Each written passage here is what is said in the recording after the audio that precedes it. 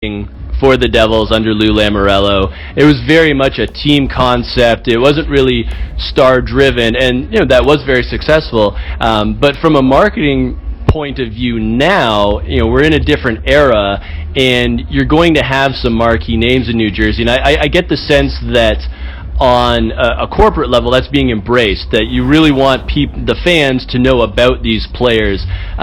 Is that kind of interesting for you, seeing it from both perspectives?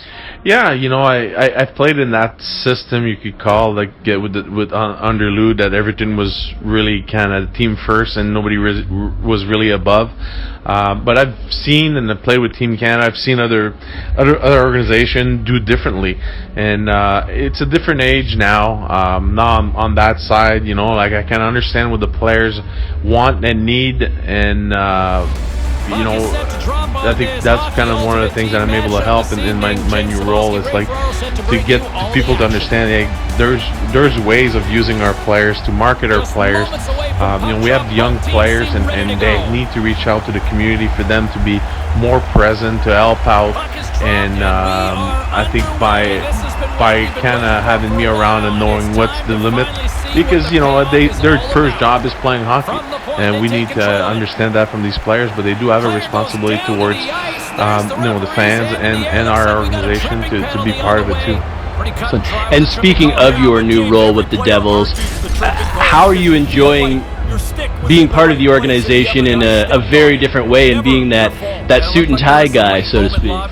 Yeah, it's been good. It's definitely a lot less pressure than I'm used to.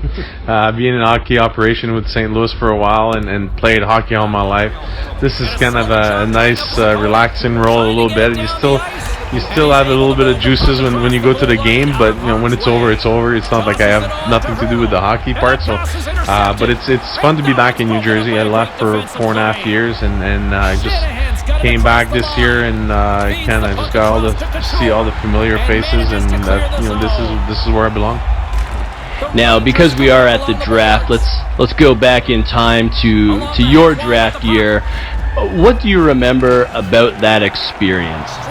Well, it was nerve-wracking a little bit. I flew in with my dad, with my agent, and I was ranked 30th overall, second goalie, behind Trevor Kidd, and I was the second goalie, but I got drafted 20th overall. So that kind of was a shock, a little surprise. Got in the first round, and it was exciting. Wasn't really sure where New Jersey was at the time, but it was. It's such a great event, and it's funny. You're all excited, and you understand when you start going to training camp. Well, you're just a number, and you got to make that number count, and that's kind of the attitude that I had when I started in the minors and went back to junior. I got to be relevant here. Yes, I'm a first round pick, but you still got to show that you belong there. So it's been it was a fun process to go through, a little bit nerve wracking, but at the end of the day, for all these young guys that are going through the draft, it's not the end of the world what number you're getting picked. It's how you get to the NHL. But obviously, this is a dream come true, and a lot of work is put in to these kids, and then just to hear their names, it's pretty special fun. And another really special draft moment was when you got to make the announcement that the New Jersey Devils were drafting your son. Take me through how that all came together. I was just sitting in the box, and Lou called me up and he said, "Hey, listen, come down. I gotta talk to you. Come to the table." And so I came down, and he says, "Well, we're gonna draft Anthony. So would you like to announce his name?" And so I kind of sat there for about 15 minutes, 20 minutes, and I was like, "How am I gonna do this? I've never, So I kind of announced Anthony's pick. So it was a lot of fun, and it's great just to see him come down and see our family going kind of crazy a little bit, and came over and just give me a big hug. So it was kind of funny. The whole thing was pretty cool. Anderson's carrying it ahead. This is the Hockey News Podcast. Back at the point, they set it up. The Rangers grab possession of the puck. Sends the pass over. Fires one on goal. Score! Hello everybody, I can't believe I'm doing this. It's Matt Larkin here in the studio at the Hockey News office with Ryan Kennedy to my right. Ken Campbell to my left. It has been a long time, and I miss you guys. I'm going to cuddle you right now. I'm rubbing their shoulders right now because, yeah, it's been a while since it's been the three of us, the regular formation. It's not even a regular formation. Back together. It's back together. Yes. So you guys just got back from the draft in Vancouver, which was pretty eventful, especially on day 2. We're going to get to all the trades, but before we start talking trade, let's talk winners and losers. And Ryan, you're Mr. Draft, so we're going to start with you. What was your biggest winner team from the draft, and what was your biggest loser team from the draft? Okay, so because we've parsed them out ahead of time, I had a couple of winners. Spoiler alert! The one that I will focus on is Los Angeles. I really liked what the Kings did. They grabbed Alex Turcotte with their first selection. Then they got Tobias Bjornfot, a defenseman with a lot of character and a lot of two-way ability. And then they got a pretty nice little steal. Actually, they got 2 steals in the second round. Arthur Kaliev, the sniper from Hamilton, who dropped out of first-round contention because his game is a little uneven right now. He kind of scores and doesn't do a lot else, but the potential is there for a lot of goals.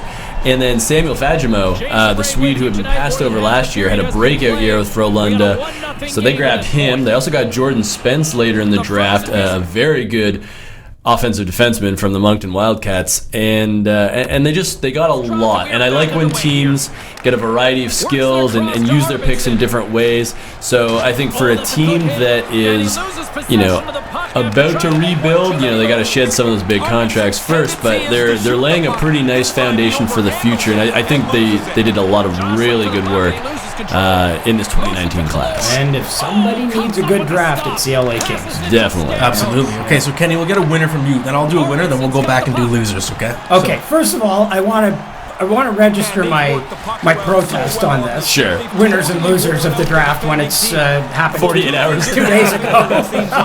Okay? Because at the trade deadline, everybody picked their winners and losers, and nobody picked Boston as a winner. In fact, a bunch of people picked them as a loser, and they ended up with Charlie Coyle and Marcus Johansson and had the best 2 trades of the draft. Yeah. So, but I'll play ball, as it were, okay? I'm going to go with the Montreal Canadiens as the winner because they got Cole Caulfield in the first round and then a bunch of other guys. To me, when you have a chance at 15 to get a guy that has the potential to be that dynamic, that's a big win. I'm pretty sure they were going to pick Cam York if he was available, right. But Philadelphia had already taken him, so they went the next route, which was Caulfield, and Caulfield actually fell a little bit. I think. I think so. I think a lot of people expected him to go in the top 10, and this proves to me that when it comes right down to it, teams are still drafting with tape measures, and hopefully in 5 years for Cole Caulfield and the Montreal Canadiens, there are going to be a bunch of scouts who are going to be bashing their heads against the wall for not having taken him. If this guy ends up being the next Johnny Gaudreau or Alex DeBrincat, to whom he's been compared ad nauseum, that's exactly what they'll be doing. I feel like Charlie Brown with the football at this point, where every year there's a great smaller player, and I say, this year NHL teams will learn. They will look at all the great dynamic players like Gaudreau and Braden Point, and even Max Domi was only 5'10" when he was drafted. He fell out of the top 10. And now with Caulfield, and every year they say, well, things are changing. You got to look at those small guys, and then they're just cowards. Mm-hmm. They never do it. They want to cover their asses, right? As someone said it to me on Twitter, it's a good expression. It's you don't get fired for missing on a 6'3" guy, but you do get fired for missing on a 5'7" guy. But if you're an owner, if you're a team owner, would you not be going to your scouting department and saying, why do I pay you guys, and why am I spending X millions of dollars a year on scouting when Alex DeBrincat goes 39th or whatever, 42nd or whatever he did, and we missed on him, and he's a 40-goal scorer now. And the guy had 2 50-goal seasons going into the... I remember that draft. Mama Maglione. And everybody's, it's the Connor McDavid thing, or it's the Dylan Strome. That was his centerman. Right. And now with Caulfield, it's like, well, his center was Jack Hughes. But it was funny. We're talking to Caulfield after the draft, and this kid has so much confidence and swagger about him. Yeah. He goes, well, I've been saying for a long time now that Jack Hughes wouldn't have had all those points without me. He wouldn't have had all those assists without me. He says, I can play with anyone, and I can make anyone better. So, I mean, that remains to be seen. But if he's right, Canadians are don't bet against him. Good, yeah. Exactly. And I'm going to go with Colorado Avalanche, not so much for the depth of their draft. Mamma Megaglione. Mind the depth and look at those picks, but Yes. I really like what Colorado and Joe Sakic's team did in the first round. And at first, I was second guessing when I saw them take Bowen Byram. I thought, well, Colorado, they're already loaded on defense, and this is a team that could add more forwards. Forward depth is a problem, but I think I understand now what they're doing. And I think Byram, to me, after him, there was a pretty big drop-off in terms of the quality defenseman in the first round. So they went best available, I think, at 4. In that case, best available was a defenseman. And now they're buying themselves flexibility, because Byram's a guy, maybe he's not NHL ready this year, but it could be a year or two. And you've got this young defense core that has Connor Timmins, if he's going to be healthy. Of course, Cale Makar, who's ready to be a Calder Trophy candidate.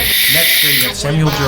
And suddenly, the idea of trading Tyson Barrie is not so scary. So the Avs have the ability to shop him and bring in a veteran forward. And it's also a really good year in free agency. It's not a good class for defensemen, but it's a good class for forwards. So it might be better off, Colorado better off to stockpile the defenseman and then use the free agency or the trade market to get the forward that they need. And also they have a second first-round pick. They get Alex Newhook. They add that after getting Martin Kaut last year in the first round. So I continue to be impressed, and it's funny. It feels like a lifetime ago that we were criticizing Mamma Megaglione. wheels in Colorado, but for the last year and a half, 2 years, like Ever since the Duchesne trade was the domino. He's been killing it. Exactly. And I think too, Matt, like you don't.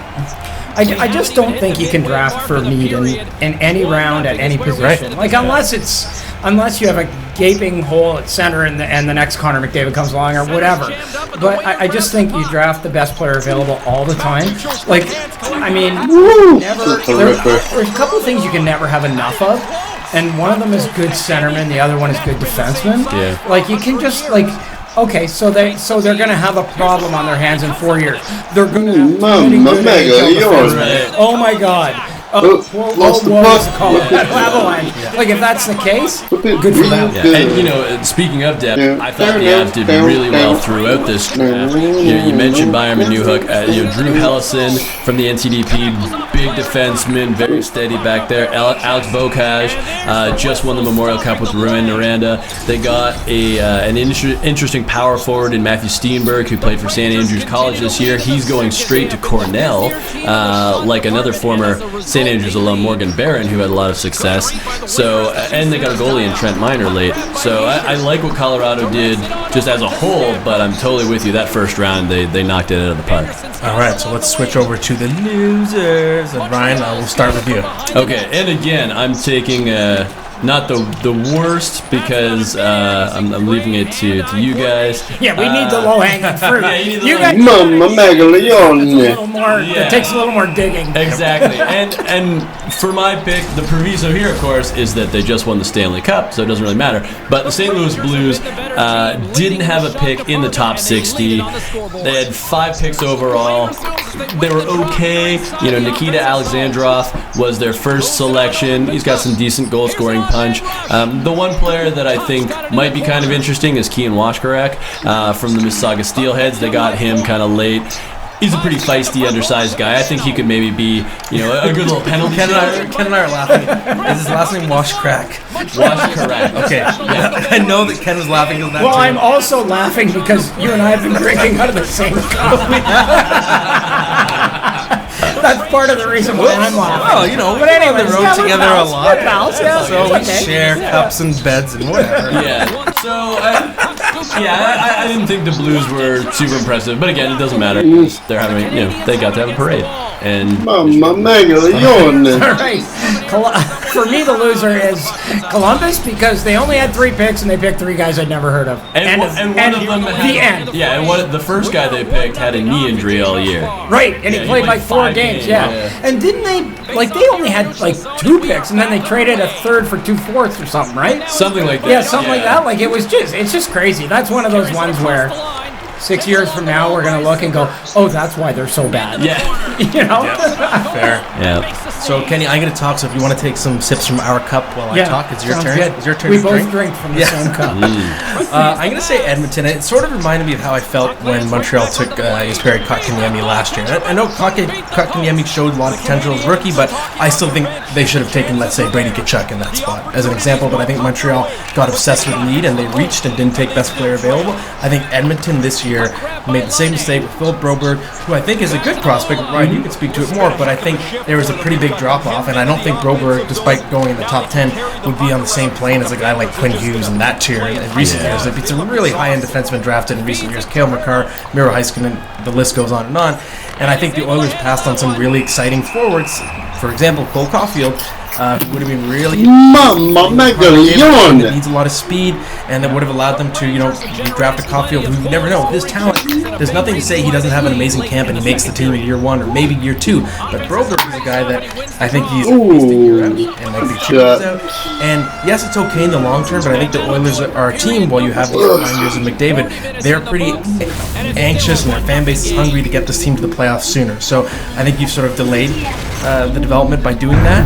And it's okay. I think Broberg, there's a good chance he's a solid defenseman, but I just think the Oilers, they overthought it and they were thinking too much about need with that pick. It's funny that you mentioned with Cole Caulfield, maybe he has a good camp and makes a team in year 1. Well, he is committed to the University of Wisconsin, which would mean he can't go to training camp. Right, he has to train. However, but there's something to all. If I were the Sioux Greyhounds, first of all, it's Kyle Raffles, I would be phoning Cole Caulfield every day, and he would be interested in playing in the Sioux next season, because this is a kid that I believe wants to be in the NHL as soon as he can, and would be happy to go to training camp and get signed and go to training camp and try and make the team. You could just tell from talking to him.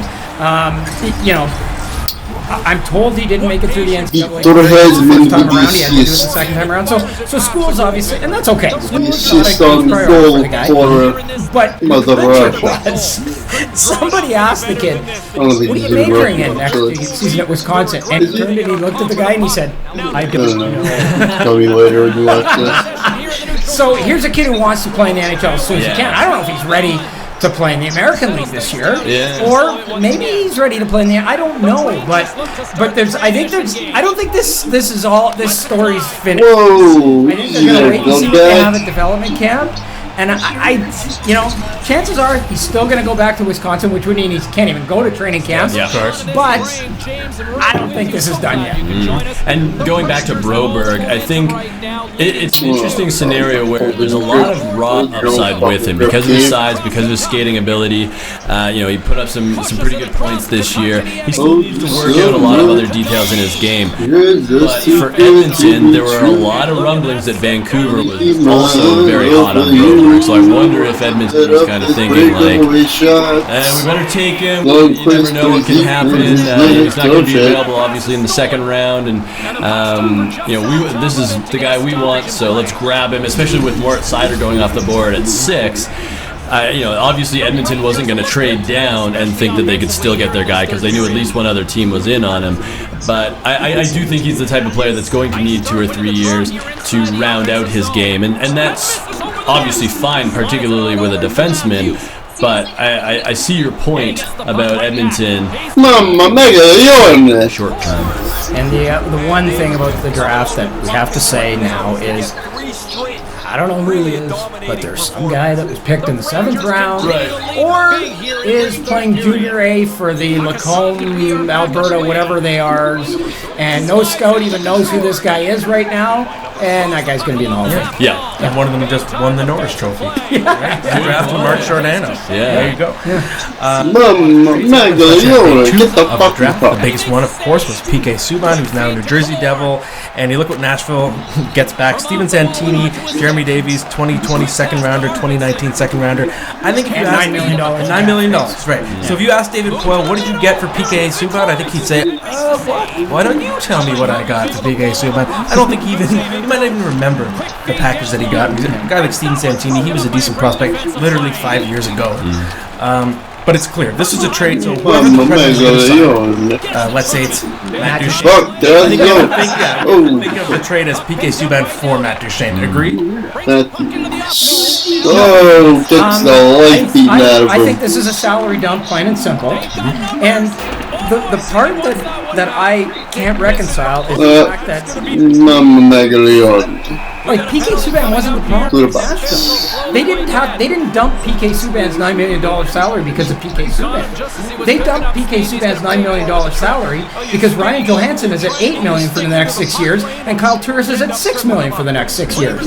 That's the problem in San Jose, Nashville. That's the problem in Nashville, not PK Subban.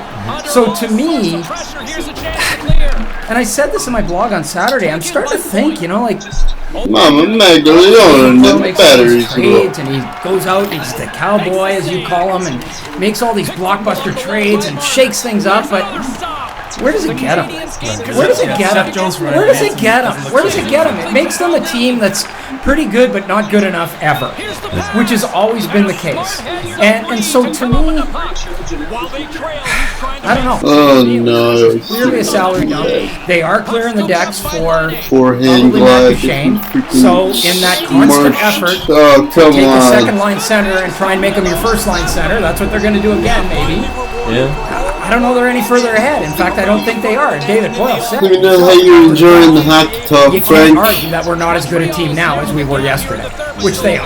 Yeah, and I mean they also clear space because they are going to have to re-sign Roman Josi. Correct. And his salary is going to at least double. He's somehow only making $4 million. Well, PK's at 9. There's your benchmark. There's your benchmark, yeah. And I will say, for Preds fans that are kind of losing their minds right now, Jeremy Davies is a pretty good prospect. I'm not saying he's going to be Subban, but this is a kid that was completely unheralded heading into college, and then he ripped it up for Northeastern. He's not the biggest guy in the world, but he's so mobile. He's so good with the puck. He was a point-per-game player this year with the Huskies, and that's pretty good for a defenseman. So I thought they got a pretty good prospect there, but on the other hand, they lost. PK was a 4th-round pick. This guy. Like, chances are, if you go with the odds and you go with, the math, kid's probably never going to play a game in the NHL. But who knows? Maybe he'll be great. They're clearing space on the roster for a first-round pick, which is Dante Fabro, who is a right shot, who can play in the top 4, I think is ready for those bigger minutes. And I think, so from a hockey standpoint, the trade made perfect sense. It was clear there was a surplus on defense. Nashville's offense was really hurting at forward, so you knew that one of the big 4, Ellis Ekholm, Josi Subban, was going to go. Even Subban himself, like a month ago, said, I make the most money, I'm most likely to go. Okay, so my free goal. He got traded. But it is fair to say that the return is underwhelming. And the weird thing Mama Magdalene. we need to read between the lines. And I hate to talk about it, I always think he gets a bad rap, but the reputation of not always does follow him around at times. So does that break the tide? Is that why Nashville is willing to take what might have been a lowball offer to get rid of him? I don't know. Well, they were gonna get one of two things. They were either going to retain salary and get something good back, or wipe the entire thing off the books and get nothing. So they opted for the latter, right? So you couldn't have it both ways with PK. But, I mean, come on, guys. Like, 3 years ago, David Poile traded for PK Subban. He traded Shea Weber for PK Subban. There's not a person in the world that's going to tell me right now that when he made that trade 3 years ago, he figured he was going to trade him 3 years later for nothing. Yeah. Okay? Not It's going to be 4-1. 3 years ago, he thought he was going to have him as one of his corner defensemen for the next 6 years. And it didn't. So don't judge They this did one reach a too Stanley Cup harshly. final and win a President's Trophy during his time, but Mama Magdalene. we're not doing a lot of fantasy talk right now, but PK Subban, in my opinion, gets a nice boost to his fantasy value when in New Jersey because he's not fighting with Ryan Ellis and Ekholm and Josi. All those guys have offensive ability. Alright, let me know which think. Trying to get better at this shit. It's possible the Devils have the offense they really want to. Not really They could squad stack the ball power as play. much as I am against humans, but I just woke up and get these games in so I don't fall behind on the I think it's first clear that the schedule. Devils' offense is going to be a lot better this year, and Superman Anyway, traded for him to use him, so he's going to get. see you in the next